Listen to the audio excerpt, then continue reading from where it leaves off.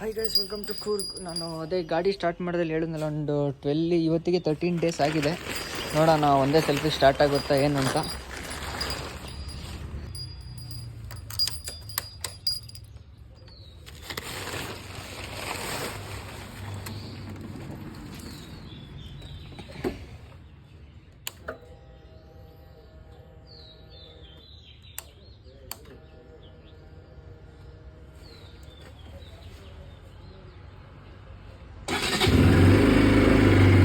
Finally ಒಂದೇ selfie start ಆಗಿದೆ ಗಾಡಿ.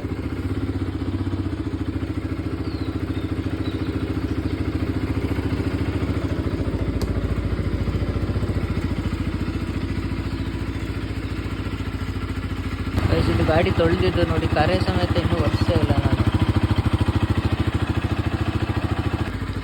ಒಂದು 5 ಮಿನಿಟ್ಸ್ ಹಾಗೆ ಬಿಟ್ಟೆ, ಈಗ ಆಫ್ ಮಾಡುವ ಸಾಕು. ಗಾಡಿ ಇವತ್ತು ತೆಗಿಯೋದಿಲ್ಲ.